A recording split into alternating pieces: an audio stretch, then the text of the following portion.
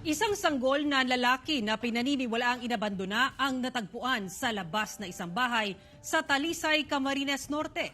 May detalye sa Eileen Pedreso ng GMA Regional TV 1 Western Visayas. Kawawa naman eh. Linggo ng umaga nang magising sa iyak ng isang sanggol si Edna ng Barangay San Jose sa bayan ng Talisay, Camarines Norte. Paglabas niya ng bahay, tumambad sa kanya ang isang lalaking sanggol at nakakabit pa ang puso nito at nakahiga sa isang tela. Nilalanggam na rin ito kaya agad na humingi ng tulong si Edna para madala sa ospital ang sanggol. Sana dun sa magulang nun, makonsensya siya dun sa anak niya. Iniwan niyang walang kamuha-muha. Nagpapatuloy ang isinasagawang monitoring ng barangay sa record ng mga buntis sa lugar para makita kung sino ang mga nasa kabuhanan at nanganak na. Tiniyak naman ng kapulisan na sakaling matukoy na kung sino ang mga magulang ng sanggol, posible itong maharap sa kaukulang kaso.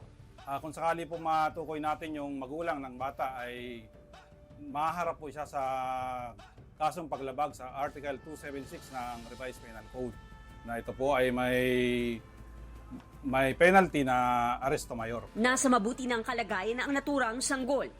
Habang nakikipag-ugnayan naman ang PNP sa MSWD para sa pangangalaga sa naturang sanggol. Isang lalaking sanggol din ang natagpuan ng isang residente sa gilid ng kalsada sa Barangay Poblacion 1, Sagay City sa Negros Occidental. Sa investigasyon ng Sagay City Police, madaling araw nang may marinig na iyak ang mga residente pero inakala nila na pusa lamang ito. Umaga na nang makita ang sanggol na nakabalot sa tuwalya at nakahiga sa damuhan sa gilid ng kalsada. Hindi pa naputol ang umbilical cord nito na palatandaan na bagong silang ang sanggol. Agad ito dinala sa ospital para masuri at nasa mabuting kondisyon na ito. Kasalukuyang nasa pangangalaga ito ng Sagay City Social Welfare and Development Office. Patuloy naman ang investigasyon ng pulisya sa pagkakakilanlan ng nag-iwan sa sanggol. Mula sa GMA Regional TV 1 Western Visayas, Eileen Pedreso, nagbabalita para sa GMA Integrated News.